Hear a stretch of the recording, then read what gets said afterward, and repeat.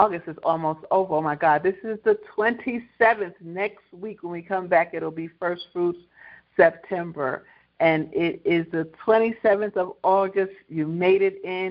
Welcome, welcome to the J.A.M, everybody. This is GoGi. This is GoGi's After Dinner Jam. And I'm so glad you chose to be here tonight. So glad you used your free will, which we know is at stake, to be here tonight. Thank you, thank you, thank you.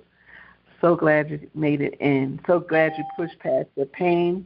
We have a nice night planned, a jam. I won't say it's jam-packed because we don't have guests and all that. It's going to be just you and me, just us, okay? But we have some news, and I want to make an announcement, and we're just going to have some good times tonight, okay? So ain't no stopping us now. We're on the move. Everybody, not everybody, because some of you are not coming in physically, but I'm sure you're going to be with us in spirit. But roads are leading to Colorado Springs, to the rally hosted by Targeted Justice, and people are excited. I can feel it in the air when I talk to them. They're like, ah! So there's just an excitement in the air. And, you know, of course, things are happening. Flights are being delayed. This one is doing this and that one is doing that. But you know what? We're making it in, and we're going to be together. And that's really important, that togetherness, because if you remember with a lot of the information that we read, particularly from the past, which is a good foundation of the black and white of the program, tells us that the plan was for us to be isolated. And when you're isolated, they could do so much more to you, and they can have you feel a certain way and feel rejected and shame and down and so forth, and they continue to lower the boom and boom and boom and boom and boom. But when we're together, we are feeding off of each other's energy. We're uniting and empowering each other with information, and that is so key. Let's find out more and more about this thing here. Let's find out different ways that we can get evidence with our body, medical evidence, continue to journal, continue to shield, find out different solutions for shielding, and that is making us stronger. And our unity is something to be reckoned with. Let's put it that way. So I'm so happy you made it in again. And I'm not going to have a question tonight. I just want to know what's on your mind. And then we're going to get into that, and then we're going to get into the news and move on with the program. I hope that Lady T will be able to join us with some of the clips. But if not, we do have the articles and an announcement I'm really excited about. So let's get started, guys. What's on your mind?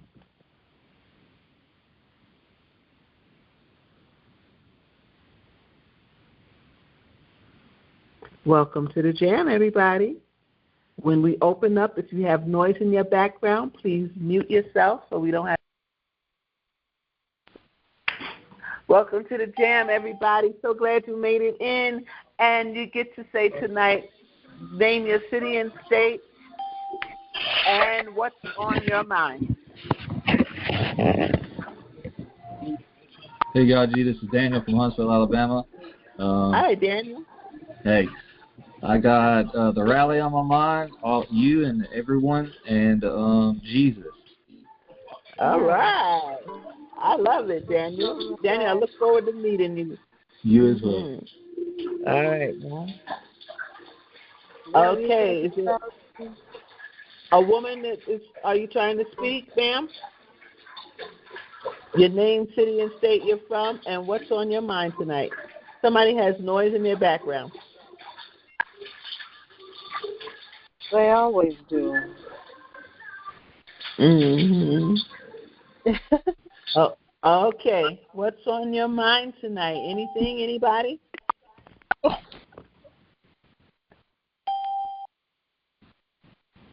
Charlie from Tampa. Hi, Charlie. Hi, Charlie. Tampa. How you doing? I'm as well as can be expected under the circumstances. How are you? I've been better. Yeah, I think they broke into my apartment last week, and they actually entered the bedroom where I was sleeping. It was very disturbing, but I let my guard down a little bit, and they broke through the door.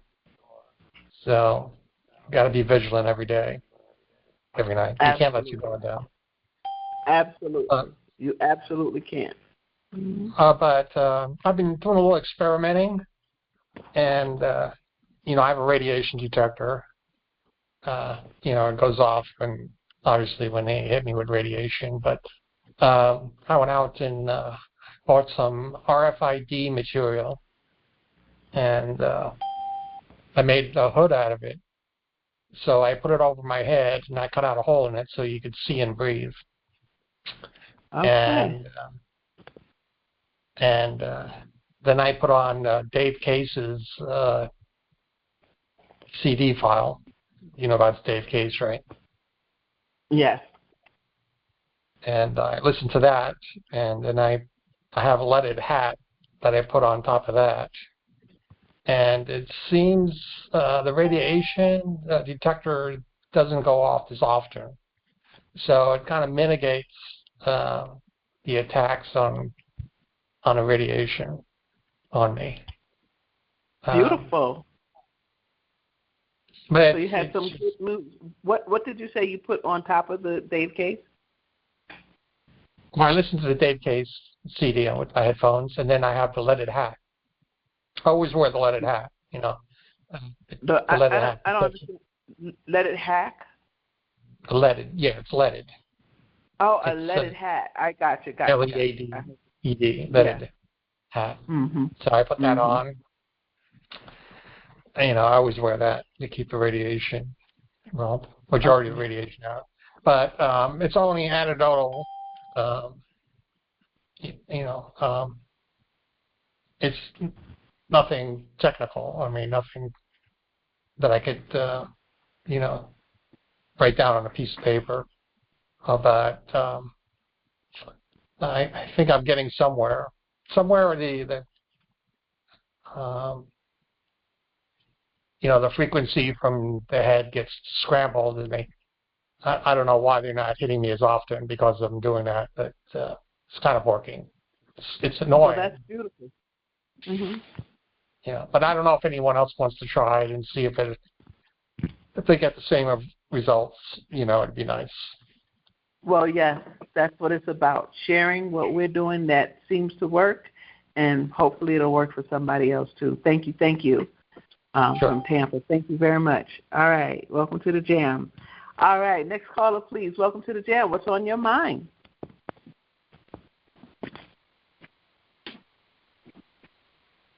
Do, do, do, do. Mm-hmm. Okay. All right, so if it's going to be a quiet night, maybe we'll just go right on into the news. Let's go on into the news, everybody. All right, so welcome to. All right, so Lady T is stuck in the airport, and so I'm not sure how many of the audio clips we'll have, but we have some exciting news, so let's get started. The first one I wanted to talk about is with this Canadian bill, this law in Canada. And, sometimes we dream or think about leaving the state, leaving America, leaving the country. But it's not always the best thing to do. Sometimes other countries, we don't have the same liberties that we have, even though we're being tortured by our own government. But we still have certain liberties that other countries don't have. And so this bill from Canada, I just wanted to bring it to our attention. I know I hear people from Canada say that they don't even have, whereas America says, oh, you have free speech, and then it's threatened, the other places say you don't even have free speech. right? And Canada is one of those places where they're limited in terms of the conversations they can have and what they do. So let me find this bill so we can review this in case you were thinking about going there. Okay, one second. All right, you guys are quiet tonight. Nobody wanted to talk about what's on their mind? Usually that's a good conversation. Okay. Let me find it. Here we go. Canadian bill, it's called C-63, creates a kangaroo court. And this is from the Beacon. In Canada, Big Brother wants control of how citizens think and speak. Tragically, this Orwellian nightmare is becoming a reality. The government's trilogy of censorship bills. Bill C-11, which empowered the Canadian Radio, Television, and Telecommunications Commission to tell us what to watch, us being Canadians. Bill C-18 extorted millions from big tech to help fund legacy media. And the recently introduced Online Harms Act Bill C-63 will impose authoritarian censorship laws, the likes of which are found in places like Iran or Canada.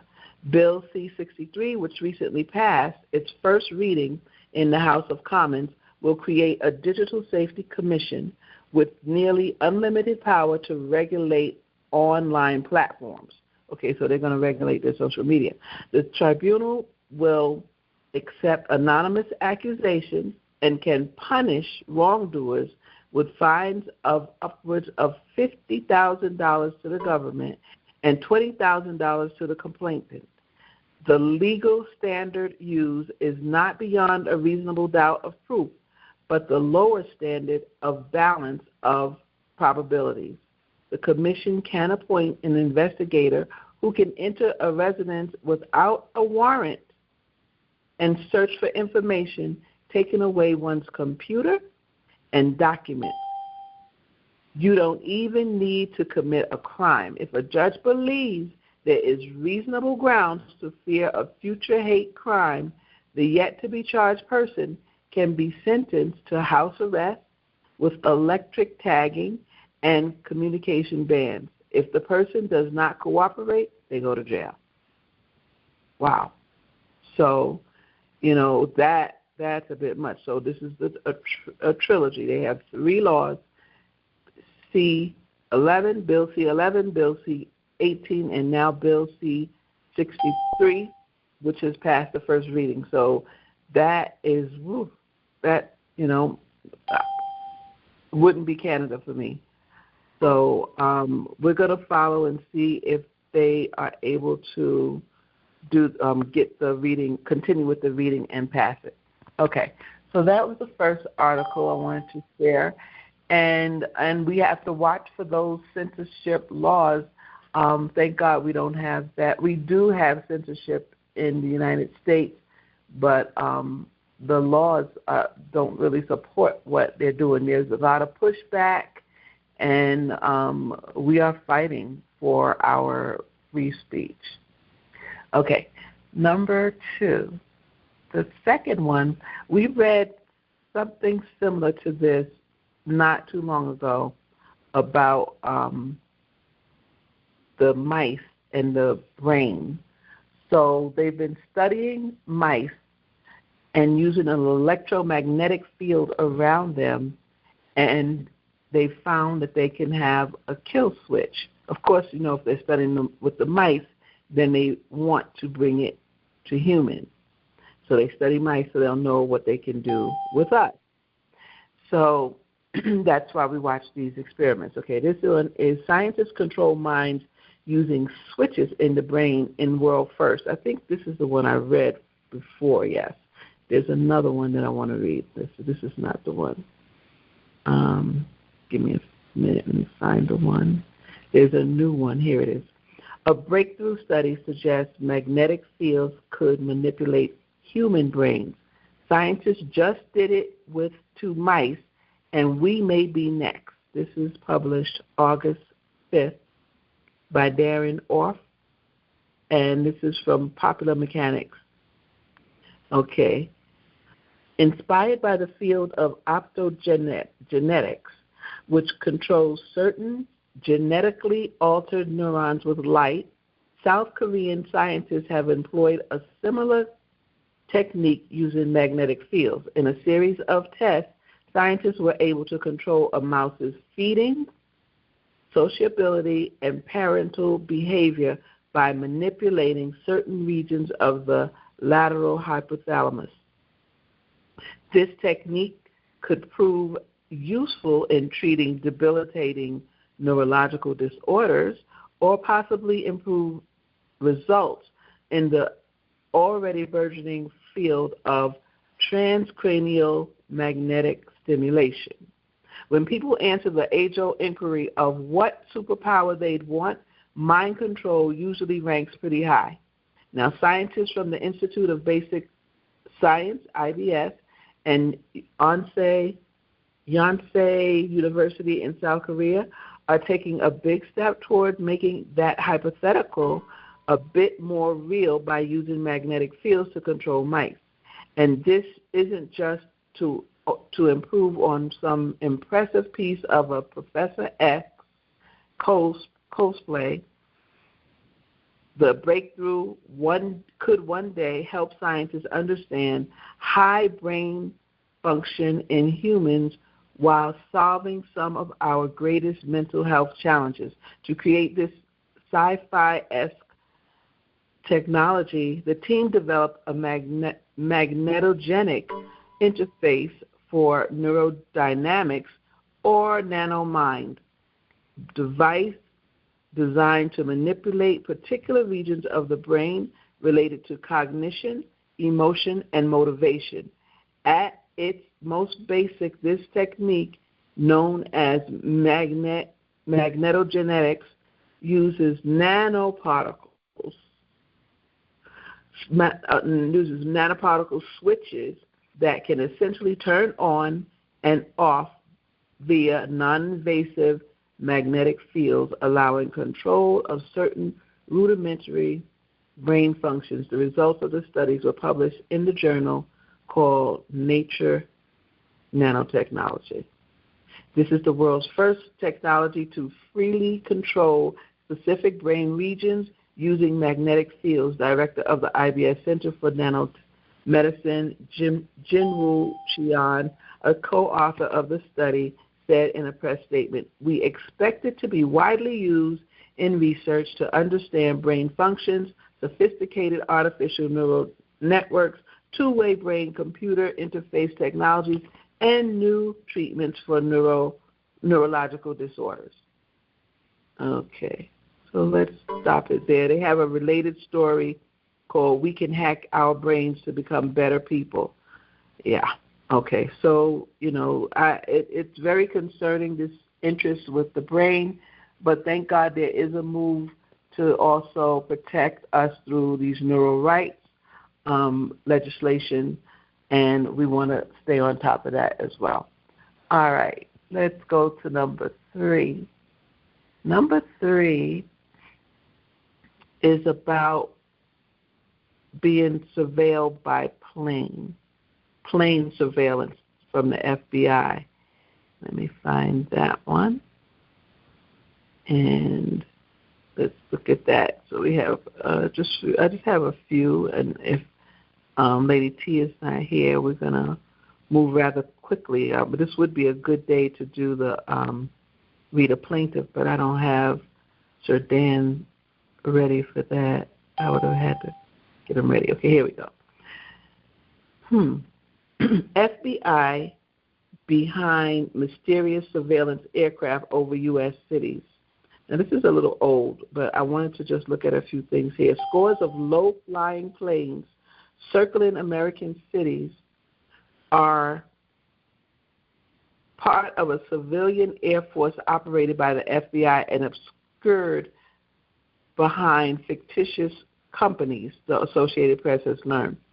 So the AP traced at least 50 aircraft back to the FBI and identified more than 100 flights in 11 states over a 30-day period since late April, orbiting both major cities and rural areas, at least 115 planes.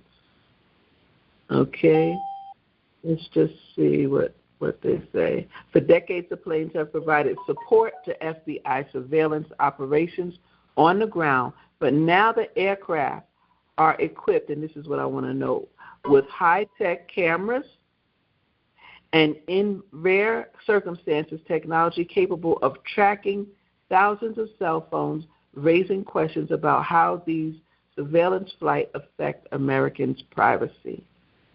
So this kind of information, this article helps with the with your case, or when you're trying to present an issue, especially if you use an app to track the plane back to its hangar. That is so important to do.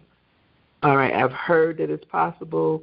We have to get Regina back on to help us to download that app and do some actual walking through that.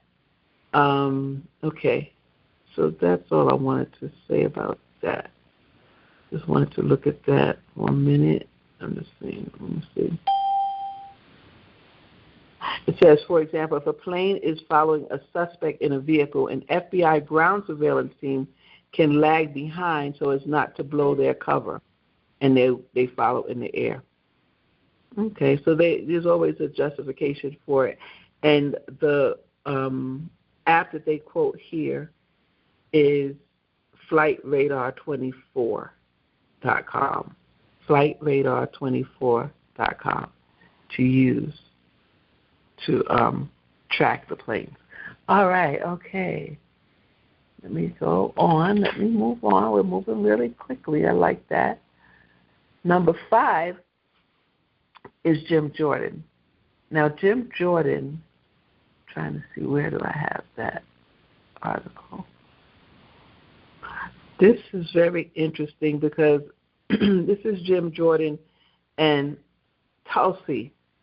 Okay, so we know what happened with Tulsi Gabbard. And Jim Jordan is getting involved, and that's always good news for us. 1 second, I'm getting. Oh, okay, great. I got that message. Beautiful. Thank you, Sir Dan. Okay, always good news for us. Where am I? When we can, when Jim Jordan gets involved, because I believe he knows the whole story about TIs. I think he's just letting it out a little bit at a time, because I believe that he's just being careful. I don't know if it's for himself or just for the world, or to be accused of the taking, of national security issues and things of that nature. What the TSDB goes under. Okay, 1 second. I just want to find this thing here, and let's dig into this for a second. And Jim Jordan, and then let's read the letter. What Jim Jordan put out something. Okay. I'm so sorry, guys. We have some homework tonight, too. I have, here we go. Oh, this is not it either. All right. I think I'm going to read the letter. Oh, here it is. Here we go. Here's the whole thing. Okay, and this is from Alex Jones. Breaking news, Jim Jordan is launching a full investigation into the deep state plot against Tulsi Gabbard. She was slapped onto a terrorist watch list by the shadowy forces within our own government. The subcommittee on the weaponization of the federal government is taking charge, digging into this outrageous abuse of power. Brianna Morello has been blowing the lid off with this undercover DC and W. Mahoney 5. Whistleblowers have revealed that Gabbard got thrown onto that watch list last month after daring to criticize the Biden-Harris regime. This is tyranny, plain and simple. Now, Jim Jordan is demanding the same documents patriots have been after through FOIA from the TSA. Every single piece of paper, every communication between the TSA and any other executive branch agency that's been spying on Gabbard. We're talking about the surveillance state in full force, people. Stay vigilant because this fight is far from over. Stay vigilant because this fight involves us.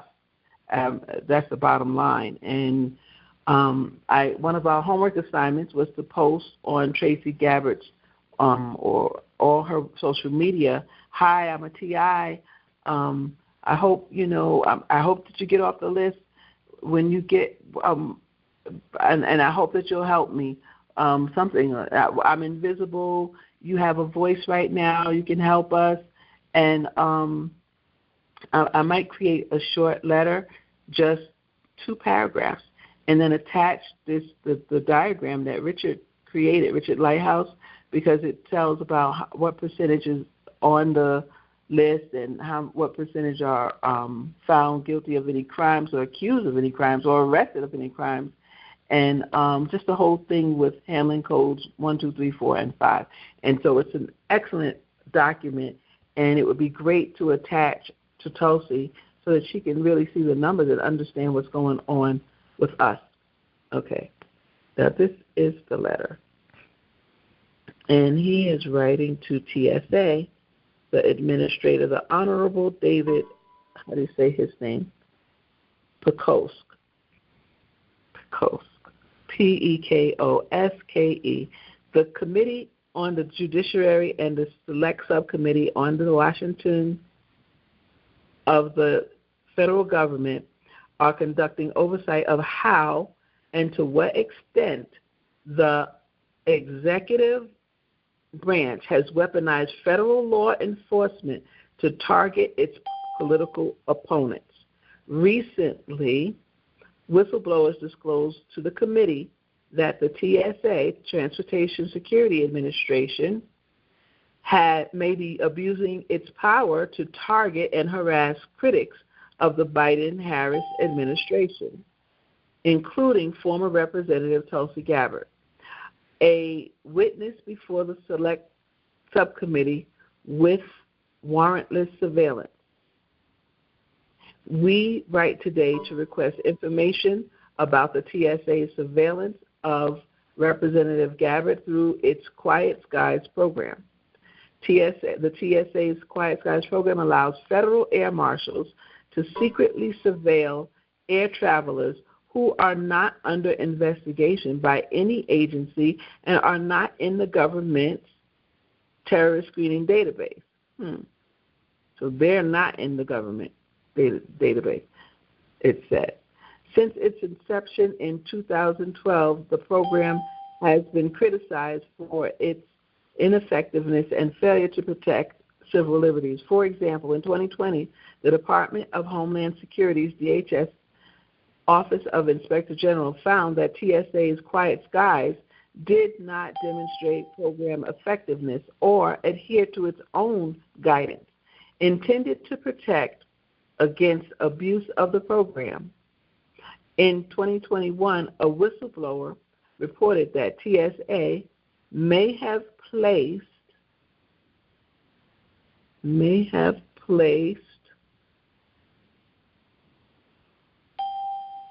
or rules of the representatives, the Committee on the Judiciary has jurisdiction to conduct oversight of matters concerning civil liberties to inform potential legislative reforms. In addition, House Resolution 12 authorized the committee's Select Subcommittee on the weaponization of the federal government to investigate issues related to the violation of the civil liberties of citizens of the United States. If you have any questions about this matter, please contact committee staff. Okay, I'm going to give you a number. If you're ready, please take this number down. And I thank you for I've heard at least 3 or 4 people that said that they reached out to Tulsi Gabbard. Thank you for doing your homework. Let's make some noise. Let's stop being the invisible elephant in the room. The elephant, let's bring that elephant down. Okay, they say if you have questions about this, you can call 202-225-6906. That's 202-225-6906. Thank you for your prompt attention to this matter. Jim Jordan, Chairman. Okay. I love it. Now, somewhere I saw that there was a gap in what I was reading. I don't know if I'm missing a page, a paragraph, or what. But, okay. And let me just read this little post from Brianna Morello. TSA added conservative journalists to a terrorist watch list back in 2020. I requested documents from TSA regarding these journalists being added to this terrorist watch list, and TSA ignored me. Now I'm suing TSA. Your silence isn't buying your immunity. It's just buying you time. So anybody can ask them. Anybody. We can do a FOIA and request it. Request for the information. Request for information about yourself, about others, about TIs, about Tulsi. Okay. All right. Okay. That is part of our J.A.M. homework. Call the 202 number, ask questions, politely ask questions, and get on Tulsi Media's posts, her social media posts, and ask questions. Talk to her. Let it be clear that we are real and we are here just like her. Okay? All right. Let me see the next one. That's number 5. Number 6 is the announcement. And this is my last article. The announcement I am so excited about. Okay, let me find it. And I hope that you are as well. Let me see. So I think, most of us, we heard that, at one point, RFK, who is a viable candidate, but his percentages are so low, it doesn't look like a win for him. Okay, Trump and Kamala have so much more, right? So first, Trump asked him to join him. Kamala asked for him to join her. And from my understanding, he didn't tell Trump, I don't like you. But he said, but you, Kamala, I don't like your agenda. So time has passed, and now it seems that RFK is going to go with Trump. So I want to take a look at that. I want to take a look at what they're saying, because this is very exciting. Okay, here we go. The title of the article is RFK Jr. could get CIA oversight role under Trump. Son agrees. Now, this is in Newsweek. The story is by James Bickerton, and it's this month. And it says, okay, somebody needs to mute, please. Independent presidential candidate R.F. Kennedy Jr. speaks at the Libertarian National Convention on May 24th in Washington, D.C. Donald Trump Jr. suggested Kennedy could be given oversight over the CIA and other government agencies during a recent podcast. Okay. So Donald Trump Jr. agreed that RFK Jr.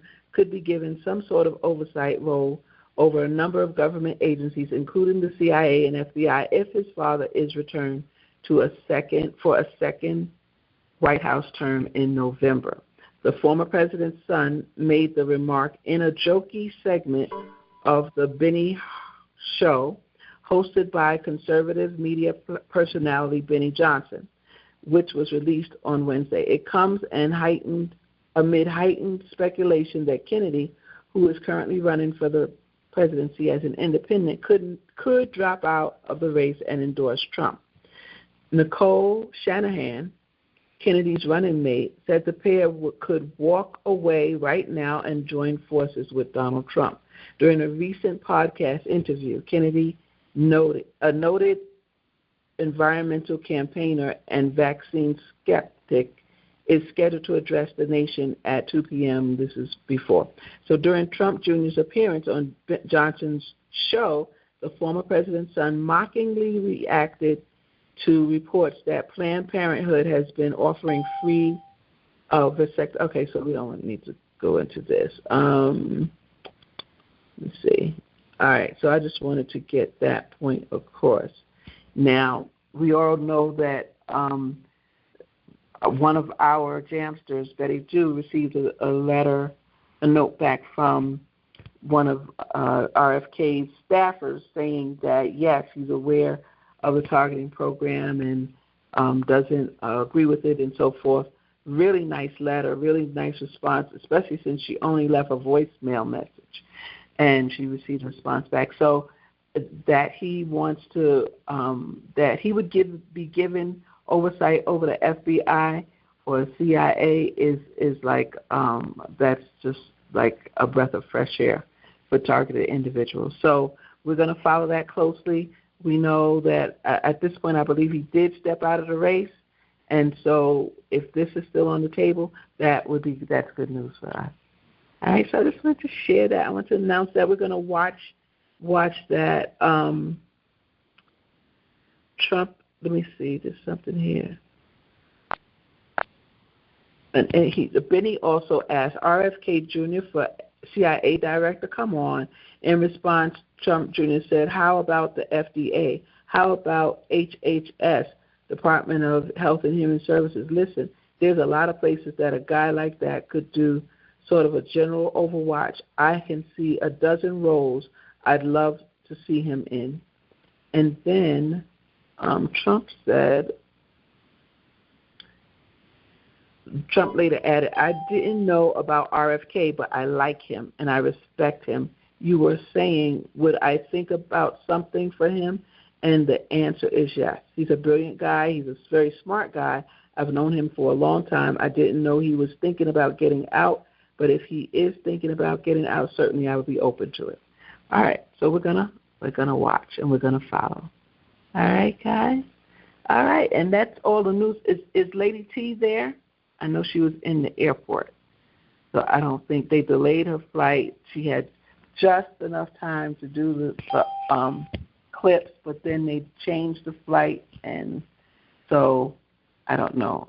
Is Lady T there? If not, we're going to move on to tips by Constance, and we will get to read a plaintiff tonight. All right. Is Constance there? I'm right here. I am right Beautiful. here. Hi, Constance. I give God, hi, tranquility. I give God the glory. So, all right. I had told everybody about the hair solution that I use in my hair. It causes it not to itch so much, and it gives a little more comfortability to situations that we're going through. So the way I do it, it's a lot to it, and then there's a lot of benefits behind it. I need to go over this, but a little more slowly and a little more accurately. So I like the little jars. I don't know if you buy sweet relish, but they come in the small jars of sweet relish, not the real small jars, but the smaller jars. So you get that. It's got to be in a glass jar. Don't use plastic, okay? It doesn't come out right. So you get the jar, you eat the relish, you empty it out, you wash it out, keep the top and everything. You fill it all the way up. Just leave enough room for the cayenne pepper to go in, the powdered cayenne pepper, the highest cayenne pepper, hottest you can get. So you put, it comes in a jar, a container like seasoning. Don't get that. Get the little plastic bags that it comes in. That is perfect. That's perfect. It's the right amount and everything. You can't lose with that. You put that whole thing in with your white, not apple cider vinegar. It's too sticky. It really doesn't work. I've tried it. And the white distilled vinegar, you fill it up in the jar. You put in your cayenne pepper. You put the top on your jar real good. And if you got a lot of break-in, use some duct tape around it so it doesn't get contaminated. Stick it back under the sink, way back in the back in the dark. It's got to stay there. I have used it 4 days after it's been in there. But I've noticed that if I leave it in there for 7 days, it works even better. So the cayenne pepper, it will burn your eyes. So I tried something the other day to kind of make it a little easier and a little better so that we don't get it in our eyes, our forehead, the back of our neck. So you pour some into your hand and you rub it in your hair. You rub it really good into your hair and your scalp, kind of rub it in. Pour some more in your hand, rub all over. Try not to get your temples. You can get close to your ears because if you got some little things dealing with your ears you're going through, it helps that too. That cayenne pepper is a miracle worker for me. Okay, I don't know about you, but it's a miracle worker. I use it for tons of stuff. So after I get it all massaged in my hair, I go ahead and I scrub down in the shower. In the shower only, not in the bathtub, because if you do it in the bathtub, it's going to get in the bath water. You're not going to like it. So I rinse it out, and then I shampoo it once, shampoo it twice. And then you can blow dry your hair, but let me tell you the benefits of using this. If you're dealing with that kind of stuff going on in your hair, it's a temporary fix. Everything we do is temporary, but temporary is good. It's any form or time of relief from any bad situation. And it doesn't affect me at all.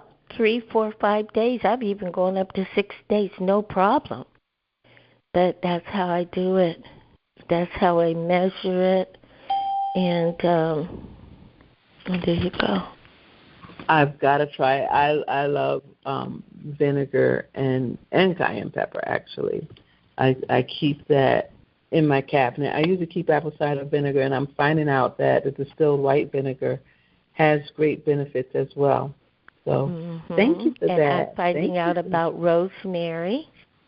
I'm like, rosemary I made a solution with rosemary, not cayenne pepper, rosemary, timberland, the plant, aloe vera, and sage. And I boiled it in a pot. I drained it out, and I poured it in my hair. It really makes my head stop hurting. Wow. So I'm trying different things. So thank you. Thank you so much, GoGi. Thank you. Thank you for sharing tips. I mean, I know we had people that were talking about itchy hair and not being able to get through it. So we always appreciate that. Thank you so much for being here, Constance. One more thing real quick. I'm sorry, but I got to throw this in when you mentioned the hair thing. And this is really a temporary fix. Okay, if you're going through a lot in the day, you might have going through it tomorrow, but you can do this quick thing. You get a pot. You get some rice. You put a handful of rice, just a handful, into a pot of water, half full, a medium-sized pot or a small pot, and you boil the rice. You can eat the rice, but then you let the rice settle, and you drain the water off. And then you can pour that through your hair with a little cayenne pepper. And it's a quick fix. Okay, so pour that through your hair with cayenne pepper. Let it cool. Pour it through your let it sit with cayenne pepper, and then pour that through your hair, and you can eat the rice. I love it. You can do it 10 minutes after it cools off. All right. And that's just a quick fix. That's beautiful. Thank you. Mm-hmm. You're welcome. Okay. All right, everybody. We're going to get ready to hear from Sir Dan. We've been listening to Terry Alberry's story, who was a whistleblower with the FBI. And one of the questions for the article was he a fraud, or is he a traitor or a hero? Really, that's what it boils down to. Is he a traitor or is he a hero? So Dan, take it away. Thank you, Gaji.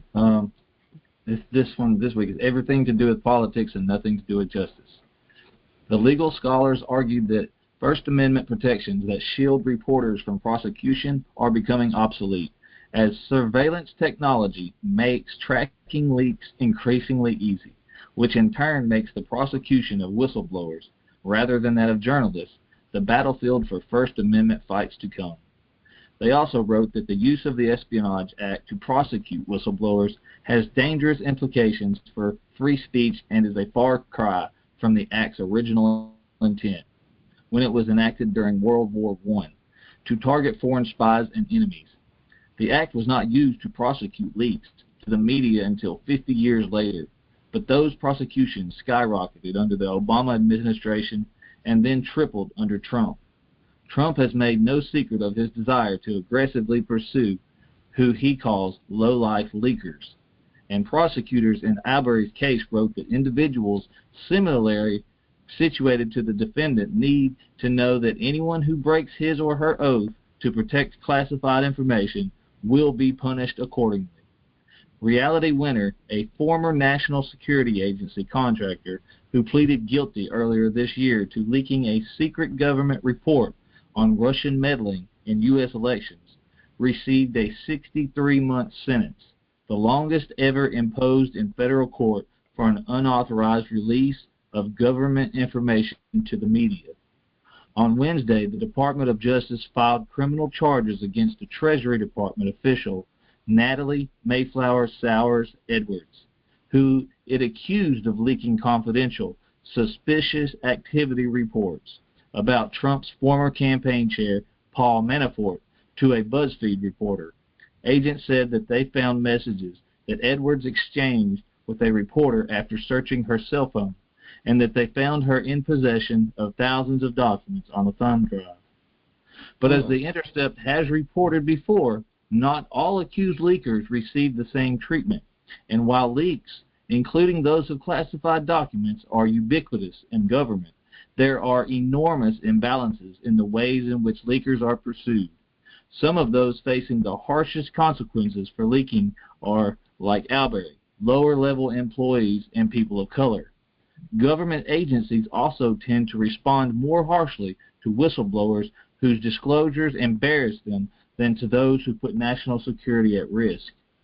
Perhaps the most famous example of the arbitrary and unequal nature of leak prosecutions is that of former CIA Director David Petraeus, who pleaded guilty to a single misdemeanor and served no jail time for sharing his highly classified journals with his biographer and lover, and then lying to the FBI about it. All administrations leak profusely from the top, meaning that they leak politically convenient information. Heidi Kitrosser, a professor at the University of Minnesota Law School and one of the authors of the amicus brief, told The Intercept, when that is coupled with a historically unparalleled use of the Espionage Act to go after low-level employees for leaking classified information, it becomes a powerful weapon for the government to pick and choose what they want the people to know. It's heart-wrenching to see folks like Reality Winner, who was an anonymous contractor, and Terry Alberry, who was a decorated FBI agent, punished for acting on their consciences and disclosing the information that is not at all clear should have been classified in the first place, she added. While we see higher-level leaks that are politically convenient for the administration happening as business as usual. In their sentencing memos, Albury's lawyers wrote that the prosecution and punishment of leakers is too arbitrary and unequal for his sentence to serve any real purpose of deterrence. The punishment imposed in any situation involving unauthorized disclosure is so completely inconsistent, arbitrary, and unpredictable, or if it is predictable, for all the wrong reasons. The power of the person disclosing, the political advantage gained from disclosure, or the political exercise of the pardon authority. That is impossible for any particular case to provide the basis for general deterrence.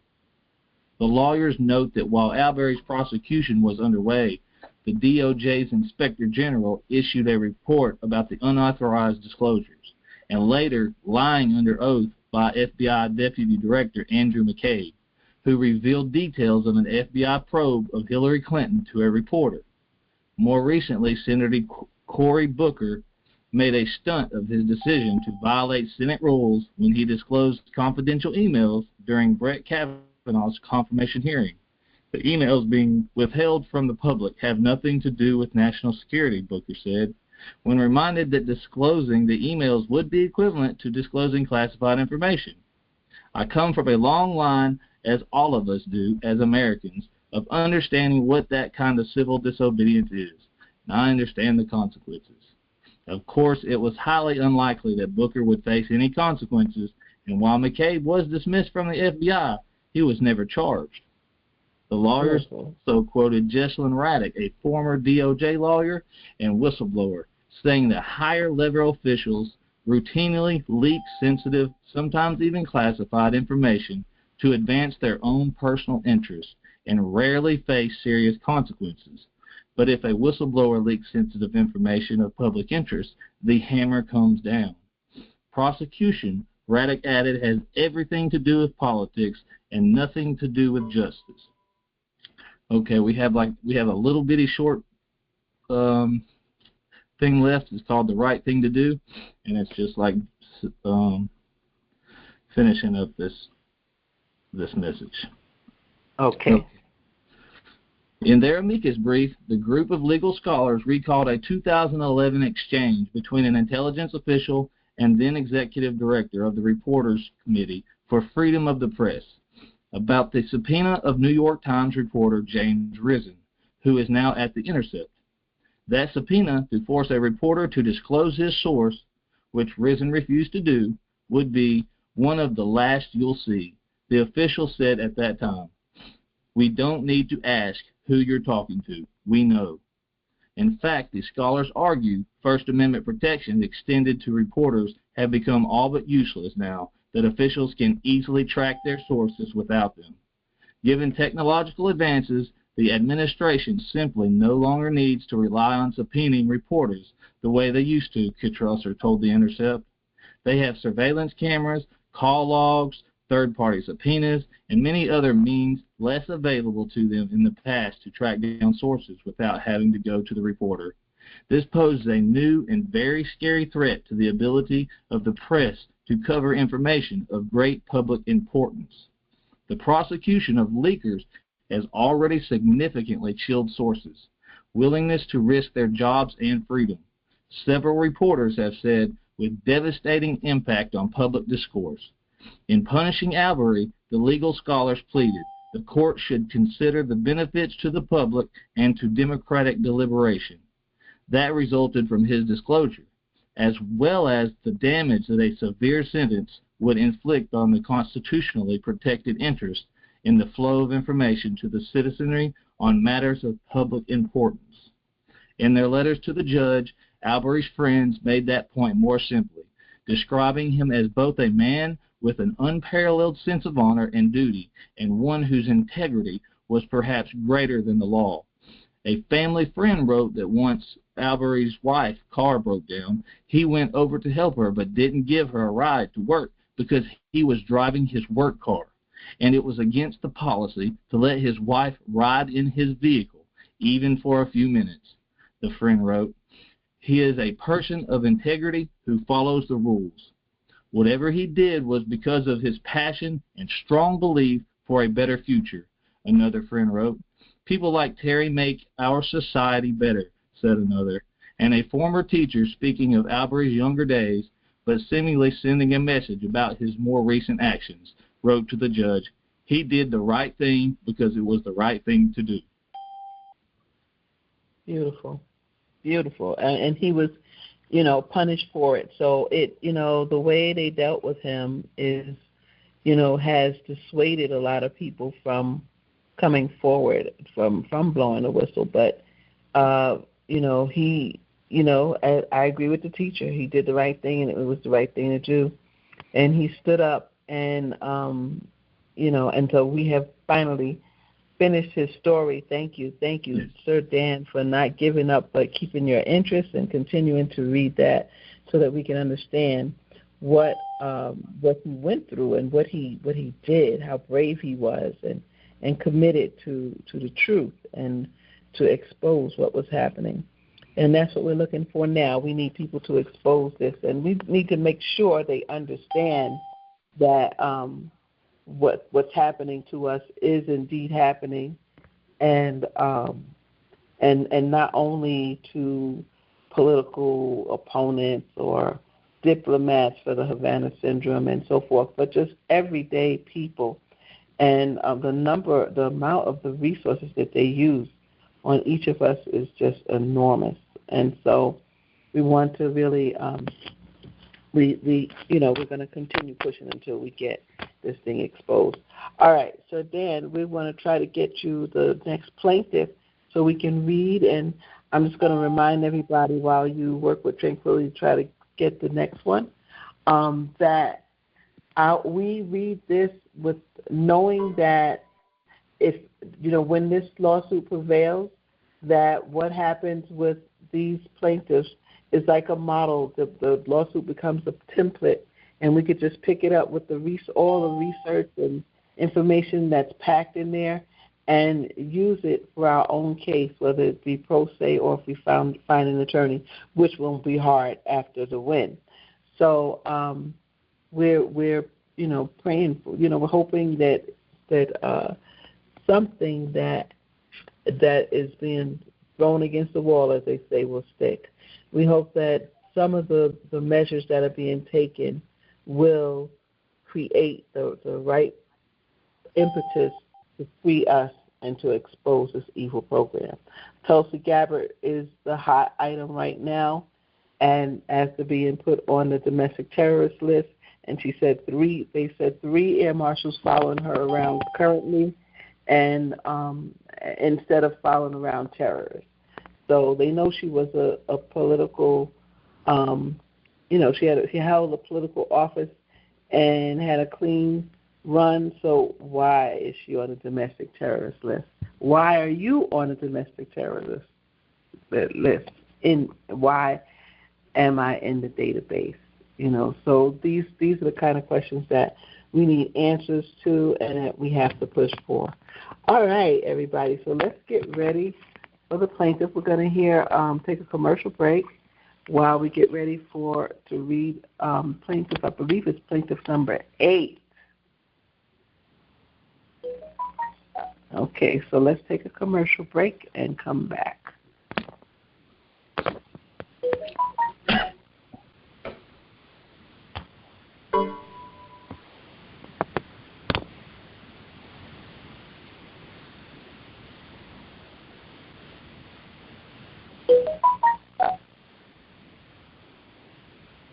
Okay, Tranquility, are you there for the commercial?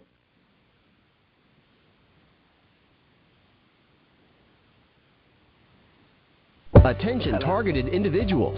Don't miss the largest TI awareness event ever organized, the Targeted Action 2024 rally in Colorado Springs, hosted by Targeted Justice. This incredible event starts on Wednesday, August 28th, and spans 2 days with an optional third day. On day 1, we have the Brotherly Love TI Meetup. The theme is Plan for Peace, a chance to connect, share, and envision a peaceful future together. Then on TI World Day, August 29th, the action begins. First, we'll distribute awareness flyers at key locations during the Targeted Action 2024 morning awareness event, followed by a powerful rally. In the afternoon, we'll unwind and strengthen our bonds at the Surviving and Thriving TI Cookout. Registration is just $25, a small price to pay to be part of this historic event. Show your support by purchasing exclusive Targeted Action 2024 merchandise. For more details and to sign up, visit the Targeted Action 2024 tab at targetedjustice.com or the TI Rallies section at tievents.org. We'll see you in Colorado for Targeted Action 2024. All right. Tonight is the night. So tonight is the night before. Tomorrow we meet at Trinity Brew, and there'll be people who check in and just meet for the first time, meet a lot of people for the first time, and there'll just be a lot of networking and good times and so forth, and planning and talking and then chatting. So I'm looking forward to all of that. And the next day will be when people head out to the different locations and spread awareness, bring awareness to what's going on for Thursday and Friday. Thursday evening there'll be a gathering where Targeted Justice invites everybody to dinner. And I believe there's going to be a contingent of people going to Denver to the legislative offices, and there will be the press is invited to come out on the field. So hopefully they'll come. We invite them. If it becomes a press conference, if they come, if not, it's a rally. So we hope that they will come. Things in the news have shown that they need to come, and then our numbers will show it. So that's what we're looking for. All right. So Dan, are we ready with plaintiff number 8, I believe? Yes. It's number 8. All right. Melody Hobson is number 8. Oh, okay. So this is V2K. All right, let's go. All right, thanks. Plaintiff Melody Hobson, of legal age, United States citizen, single, mother, resident of Deer Park, Texas, became aware she was a TI around 2020, although she believes her targeting began around 2014. The foregoing allegations are re-alleged and incorporated herein. Around 2014, plaintiff Melody Hobson began to be followed around her hometown in Pasadena, Texas. As a result of defendants illegally including plaintiff Hobson as a non-investigated subject under the Terrorist Screening Database, NIS McCarthy Blacklist, since at least 2014. She has sustained substantial damages to her property and person, deriving from the unconstitutional deprivations of her rights protected under the 1st, 4th, 5th, 6th, 8th, and 14th Amendments of the United States Constitution and the Convention Against Torture. Plaintiff Melody Hobson became aware in 2016 that she was a TI. She was nominated and included in the TSDB's McCarthy Blacklist, devoid of supporting particularized derogatory information, without having been given any notice or opportunity to review her nomination. Defendants FBI and DHS's reply to Plaintiff Hobson's Privacy Act request provided no information about her inclusion in the TSDB. Specifically because of being targeted, Plaintiff Hobson has suffered physical and electronic surveillance and organized stalking. As a result of this, she has become socially ostracized, lost friends, and became a distance from her family. In 2016, Plaintiff Hobson started hearing V2K without knowing it was a form of torture. Doctors' opinions she had schizophrenia, even though by 2019 the doctors concluded she was not schizophrenic. They have refused to acknowledge that she is a victim of V2K attacks.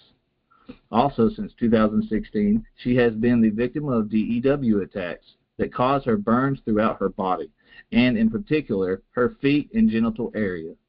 The damages Plaintiff Hobson has sustained as a result of defendants' joint liability stemming from the unconstitutional and illegal organized stalking part of her targeting is estimated in an amount no less than $9 million.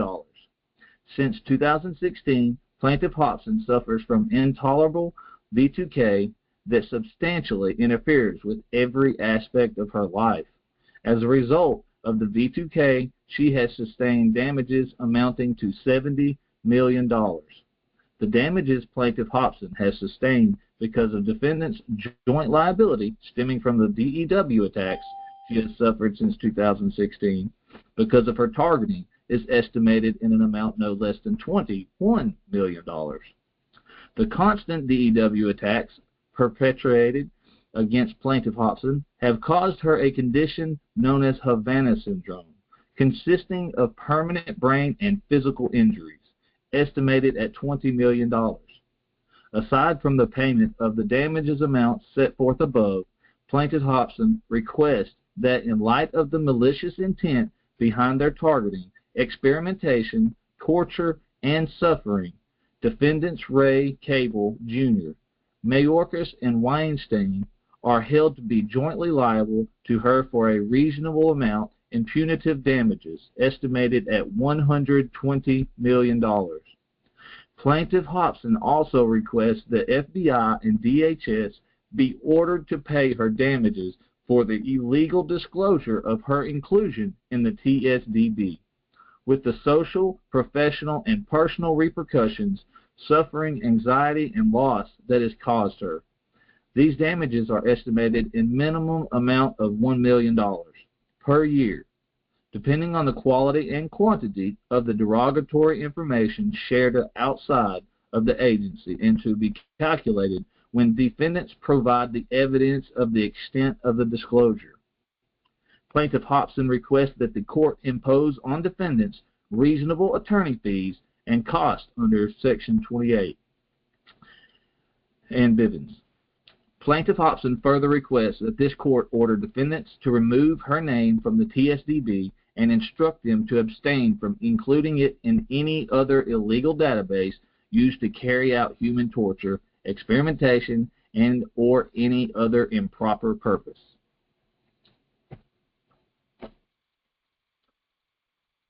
Thank you, GoGi. Thank you, Sir Dan.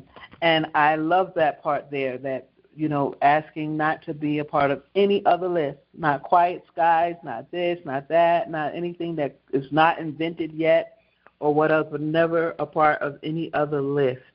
And the amount of the damages. And see, with the more that we can document and show that there's collusion, that someone received our name or information, that we're on a list, and we can show that they treated us differently after they found out. Like maybe they were all nice at one point, and then all of a sudden they start sabotaging our property or leaving us waiting for hours or at a time and so forth. That's how we can show that the behavior shows that something changed. And when we do discoveries, we can find out what that something is. But like who told them what about us? Don't you know, some people would like to know, what in the world are they saying? What are they saying? So, all right. So anyway, so that is the plaintiff, Melody Hobson. We all know that she's a moderator on Monday nights, where we can hear her, and deals with V2K. All right, so that's Melody's one, and we will listen to another one and another one and another one until we finish all 18 finally. So thank you, Sir Dan, once again for reading that. And I'm going to, we're going to do a little bit more, but I'm going to close it out because I believe maybe it's the excitement about Colorado, but you guys are, you know, I feel something. But I'm through all of the news except for what Lady T has, and I don't think she's here because they delayed her flight, and so now she's stuck in the airport, or she's in flight, and then she'll be stuck again at another airport. So really, it's just been she's going through a little time. So we're gonna pray for everyone that's traveling and pray for the event as well, so that these little things don't continue to happen and interfere with a really successful flow. All right? Okay, guys. So I think that's it. What did I say I was going to do next? I think that's it. I'm just so surprised that we are finishing early. I'm very happy. Okay, so I'm going to open up for comments, questions, and we're going to take another commercial first, and then we'll take it from there. Okay.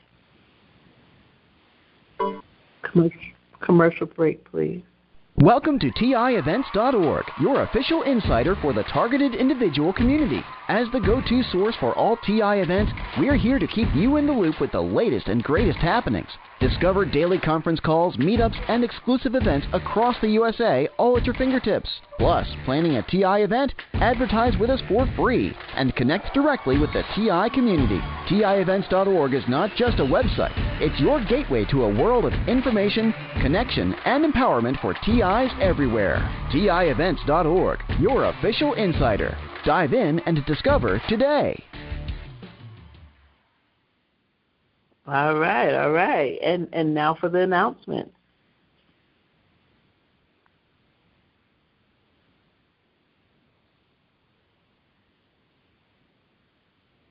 Check your screens for video announcements. Good evening, everyone, and welcome to another edition of The Week in TI Events. We have an extraordinary lineup of TI events happening this week and beyond, so get comfortable and enjoy what's sure to be a thrilling episode of announcements. This week is monumental for our community, beginning with tomorrow's much-anticipated event, the long-awaited Targeted Action 2024 rally, hosted by Targeted Justice, kicking off in Colorado Springs. This is the moment we've all been waiting for, and it's finally here. The heat is turning up as the countdown comes to an end. This rally is set to be the largest TI awareness event ever held, with over 200 attendees already signed up. Key speakers include Sarah Westall, Dr. Lynn Baer, Attorney Anna Toledo, Richard Lighthouse, Dr. Sally Priester, GoGi's Justice, Craig LaForest, and other esteemed members of the TI community. If you're attending, please remember to present your ID at the registration area upon arrival. Also, make sure to visit targetedjustice.com frequently to view the itinerary and stay updated on all the latest news. While Targeted Justice will cover the cost of Thursday night's dinner during the speakers rally, you will need to handle your other meals on your own. If you're still in need of a ride, there's still time to check out the rideshare board at TIEvents.org to coordinate your travel. If you've registered but haven't completed your payment, please do so now to secure your spot. Use the link on the targetedjustice.com website and enter invoice code 001 to finalize your registration. We wish everyone safe and happy travels as you make your way to this important event. For those unable to make it to the Targeted Action 2024 rally hosted by Targeted Justice, don't worry, there's an official watch party available. It will be held on Thursday night at 9 p.m. Eastern during the dinner and speakers rally. The watch party will be hosted by Melody and myself, who are dedicated Targeted Justice volunteers. Be sure to come 15 minutes early and wear your TJ gear to show your support. Also on Thursday, our community will be celebrating our 6th annual Targeted Individual Day. This day, founded in 2018 by fellow TI Lewis Rowe, has become a cornerstone of our community's efforts, and we are deeply grateful for his contribution. If you're curious about whether you're a targeted individual, check out GoGi's book, GoGi's 10 Signs Which Indicate You're a Targeted Individual, available on Amazon and the Targeted Justice Etsy shop. Stay updated with Targeted Justice by following them on Rumble. Just type Real Targeted Justice in the search bar and hit follow. And don't forget to keep up with GoGi's Justice on TikTok and YouTube for the latest updates. Thank you all for tuning in tonight, and a special thank you to GoGi for allowing me to share these announcements. Remember, to find more details on all of these events, visit TIEvents.org and sign up for email updates. Until next time, this is Tranquility signing off and sending you all waves of positivity. Have a wonderful evening, everyone. All right. Thank you for that, Lady T. Another Lady T, huh? Tranquility. Thank you. All right, everybody. So we're going to, if you have any questions, concerns, comments, anything you want to say, I'm going to give you the opportunity again, or else we're going to close out. We are in Colorado. I'll be going live from here tomorrow and Thursday. Not Friday, so tomorrow and Thursday. And I look forward to seeing you guys. I want you to holler back, please. All right? So, any comments, questions, concerns, you can get in queue now, and we're going to just call it a night. I don't have Lady T for the audio clips because she's stuck in the airport. So let's just hope for everybody that everybody's able to travel safely and get here successfully and return to their homes successfully as well. Okay? If no questions, we're going to open up to say goodnight. Actually, you do have some questions, and your first caller is already in queue. Okay, thank you. All right, go ahead, please. Hi, we could probably hear you. Hi, GoGi. Hi, how are you, Liliana? Okay. I didn't hear the system asking me to speak, but I saw a message from you that you're asking me to briefly mention the fact that in September, the Human Rights Council is presenting a document that deals with a study on the impact, opportunities, and challenges of neurotechnology with regard to the promotion and protection of human rights. Yeah. And they seek the views and inputs from relevant stakeholders, including member states, international and regional organizations, the Office of the UN High Commissioner for Human Rights, the special procedures of the Human Rights Council, the treaty bodies. That's important because they issue international law. Other relevant United Nations agencies, funds, and programs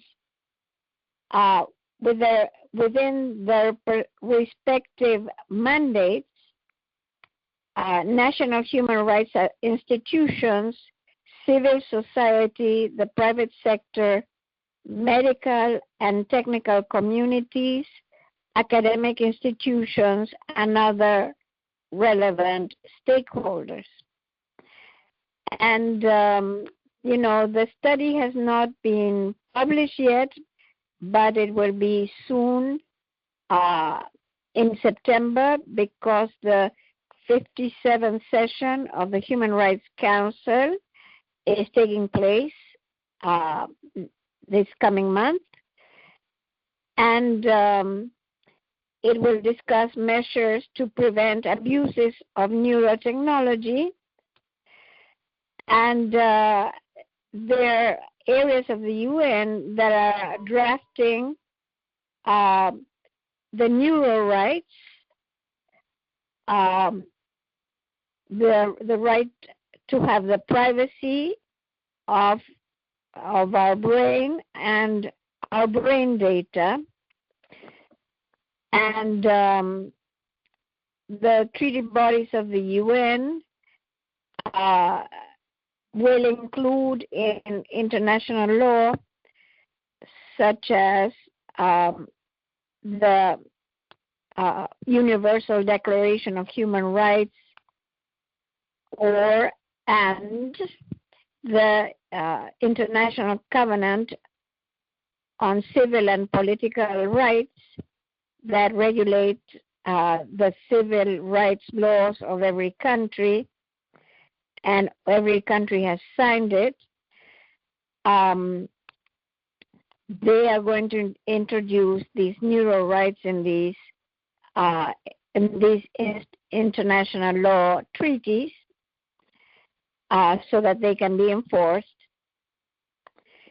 And also they would work on regulations on the use of neurotechnology. Now, this treaty, I think, will be finalized by 2025 to protect the privacy of the brain, the rights of people, the neural rights, and the brain data. And they're working hard on establishing it in international law and treaties to enforce it and be able to regulate neurotechnology. So the report that now in September is about all that, neurotechnology and human rights. Mm-hmm. So once they meet and they develop this report, we'll revisit this. Thank you, Liliana. It's very important. Thank you. Because there's such fascination with the brain, and their fascination is not just to say ooh and ah, but to pick at it and really control it, and that would control us. So we have to be very careful, and I'm very pleased that people are aware and working on ways to protect our neural rights. So we're going to continue to follow it. They're going to meet at the UN in September, and we'll expect to hear back from about that report in that meeting. All right, thank you. Yes. Next caller, please. Yes. Mm-hmm. Hi, it's Barbara from San Diego. Hi, Barbara. Hi there. I have a comment first. Robert Kennedy Jr., or RFK Jr., gives an interview with Tucker Carlson on why he joined the Trump party. Oh, okay. He was interviewed, or he's going to interview? He was interviewed. A friend of mine sent it to me. I only listened to part of it, but it's on YouTube. I think it's on the Tucker Carlson show. So he specifically he left the party, the Democratic Party. Okay, thank you. So he's going to talk about that. I love this. Thank you. I want to hear more of what he's saying. Yeah. So that's going to be a great interview, and love Tucker. Okay. Mm-hmm. Last week you addressed, it's like a FOIA, except you do it with the medical, like it was a hospital review or something like that. Could you tell me what the name of that is that you write to? Sure. It's the IRB. It's the Institutional Review Board. That's what you want. That's the Institutional Review Board, because the FDA passed something recently and they've been doing a semblance of this anyway. But if you're in the hospital for whatever procedure, and if the medical staff feels that the study that they want to do is going to be beneficial to society and not harmful to you, they can include you in the study without your permission, without telling you, but they have to hold an institutional review board meeting. And so what I'm suggesting is that we all do FOIAs to find out every time our names have been brought up at an institutional review board, because that means they met, and remember, some of these studies involve implants. So that could be how they implant us, involve us in a study, and then we could find out what studies we're a part of, what institutional review board met with us as the object or the subject. So that's what we want to look for. Is there an address for the Institutional Review Board that you send that request to? I mean, I'm glad to look it up, but is that a start? Well, we're going to have to do our research with that, but I believe you can do it with each hospital you've been in. Okay. Each hospital, each medical institution that you were in, whether you did an endoscopy or whatever you went there for, and you could send it to them and find out if they had an institutional review board meeting about you. I think it might apply to me, so I'll keep you posted. But thank you. That's what I wanted to know. Thank you so much. Thank you. Thank you. Yes, please keep us posted. And in your FOIA, make sure you cite the FDA ruling.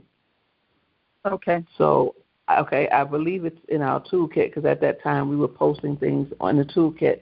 But if we need to revisit it and find the link, then we can do so. I'll look into that. Okay? Yeah, good luck. Thank you so much, Barbara. Okay, thank you. Thank you. Welcome to the J.A.M, everybody. Wake up, wake up, wake up. Okay. Hi. This is Lauren. Hey, I got on late. But I just wanted to see if you might go over, hopefully it'll be posted on TI Events tomorrow. I did what is considered a poem. It also tells our story about targeted individuals. It's a cry out and also can be used as a chant, although some people think it's really, relatively long. But I'm just going to give you just a little bit of the chorus. It says, not one more nickel, not one more dime. Stop funding these war crimes. And so I like that. It's really, really deep. So hopefully if Tranquility has time tomorrow, she'll have it posted. But I was hoping that if it is posted, that maybe you all might print it out and pass it out and kind of use it as a chant. I can teach it to you. It really is deep, and it tells the whole part of everything about targeted individuals. So if you have time to call me, I'll chant it to you. And maybe you all can use that, if you can print it out anyway, and let everybody walk around while you're doing the rally, whatever, and then you can chant it out. Or either you can read it. Not one more nickel, not one more dime. I like that part right there that you just said. That's the chorus. That's the chorus of it. And then it says, you stole our bodies without consent. Now, well, anyway, I'll let you. I'm not going to read the whole thing, but yeah. All right. Okay. All right then. So thank you for that, Lauren. Thank you. Okay, and I want to bid you all safe travels going there and coming back. May God have His mercy upon all of you. Thank you so much. We need it. Thank you, because you already know. Thank you. I appreciate that. Okay. You're welcome. All right, everybody. Okay. Anybody else? Next caller, please. Hi, this is Ronnie. How are you doing? How's everybody doing? Hi, Ronnie. I was going to try to make the Colorado event, but I'm not sure I will because I didn't want to drive alone. Where are you driving from? Texas, San Antonio, Texas. Wow. Oh, okay. I know. So when were you going to leave? I was going to leave tomorrow. I was going to leave today, but I didn't hear back from anybody, so I decided to wait. Yeah. I do have a couple of... Go ahead. Okay. I just know somebody that's stuck trying to get there from Dallas. I don't know how far Dallas is from San Antonio. I've been to both places, and I think they're in two different directions. I'm not sure. Yeah, it is. Anyway, it's a very difficult thing because I know there were a lot of people on the rideshare board, but people were leery, I guess, about riding with. It's a difficult thing, this TI thing that we're going through. But go ahead. You had some other questions, Ronnie? Yeah. Mainly my thing was making sure I'd be close to a hotel where other TIs were and wouldn't be ostracized alone somewhere. That's what my main concern was. But I do have other questions because I have all of this evidence. I have had a private investigator that I use who saw people targeting me. They began to target the private investigator when she was helping me. My thing is I'm having problems finding a lawyer, mainly here in San Antonio, who doesn't want to, who gets your retainer and then say, oh, by the way, I can't help you. So that's one of my problems. Yeah. Timing is the issue. Timing is the issue, and when I say that, finding a lawyer will be easy once we prevail, not only targeted justice lawsuit, but any of the lawsuits involving targeted individuals that prevail on a scale that opens the door for others. Like, for example, if it says, oh, the TSDB, if the court deems the TSDB illegal, then that would open the door for lawsuits and lawyers galore. We won't have to be searching around. They're going to be knocking on our door, chasing us down. So it's timing. So I would say continue to document, continue to gather evidence, your medical evidence of your body, documentation of the things that they're doing constantly, and just keep that, because I don't know that it's time to get a lawyer. Mhm. Yes. Yeah, unless you have something concrete that you're going after, something concrete, and even then you might have to do it pro se. Yeah, you're right. Because I have a specific individual that I know who have been targeting me, and she knows, the investigator has pictures of the person who has been targeting me, taking pictures of me. So she does have concrete evidence. It's just like finding a lawyer that's not going to try to take the retainer. I do have, because I'm teaching at a university online right now, so I have had the opportunity to spread the program to my students, and they were all amazed at this existence of this program. It was just shocking at some of their feedback. Like, they couldn't believe that this type of program is actually, the government is actually doing this type of program. So wow, beautiful.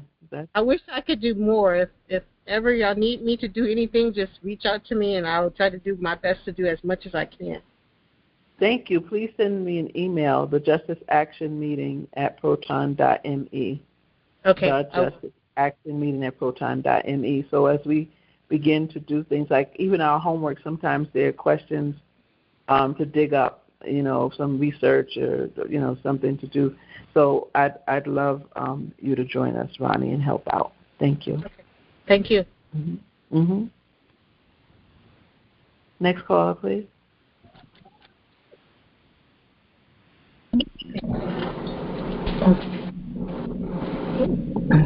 Hi, we can hear you. It's a little noisy, but we can hear you. Hi. I had a question, but it's just me. So thank you very much. I'm going to Okay, thank you. All right, thank you. Next caller, please. Yeah, this is Albert from the Virgin Islands. Hi, Albert. How are you? I'm okay, GoGi's. I was wondering, is neural rights being enforced in Colorado? Okay, so in Colorado, that is the newest neural rights bill, and although it's one of the stronger ones, it still needs work. We can delve into it. I could put that back on the agenda for next week. I just put IRB back on. Let me do Colorado neural rights, because there were a few neural rights bills that came up, and Colorado was the last one, and it's said to be the strongest. But there's still things that can be tweaked to help TIs, and that's what we want to look at. So it is in effect. Yes, there is a bill in effect. Okay. Okay. So there, I think it was 2 Cs. I think it was California and Colorado that had the neuro bills. Tennessee and Texas had the most interesting bills for TIs. Texas in terms of no following, no, you can't retaliate, against someone, and Tennessee is not to allow the law enforcement to join with the FBI on these hunts unless there is indeed a crime. So the law enforcement can't work with the FBI on a project against a TI, which is what they do in other states. So, and then Maine, Michigan, and Massachusetts have have laws about the electronic weaponry, as well as New York, actually, because they have something in the train station for electromagnetic weapons. And so, which is, really, that could be very helpful to us. So we have to really look closer at the legislation, and we should really get back into writing and getting some things done. But I know it's a presidential year, and it's hard to get there. First of all, they're on vacation right now, but it's hard to get people involved around any topic while there's like going to be a turnover. They don't know exactly what's going to happen. So it's like unrest. It's a little anxiety before the change. Okay? All right, but Albert, thank you. I hope I answered your questions. Mm-hmm. Thank you. Thank you. Next caller, please.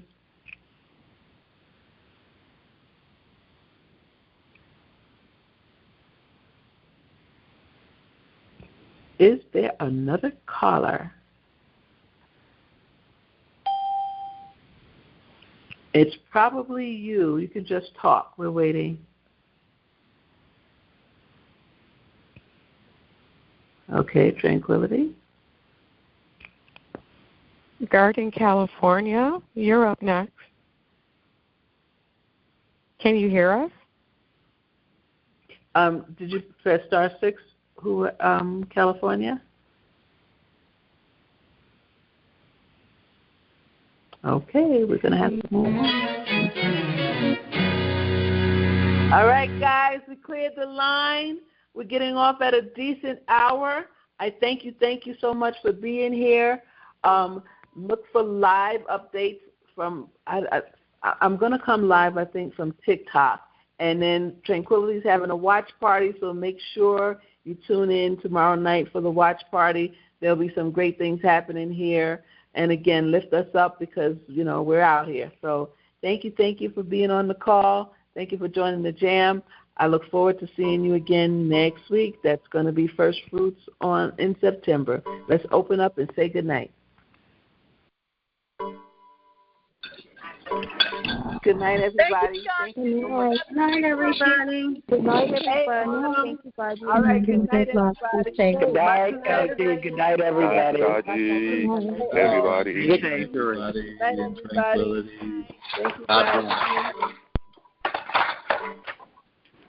Victory. Thank you, guys. Yes, thank you. Somebody's washing dishes, huh? Yeah.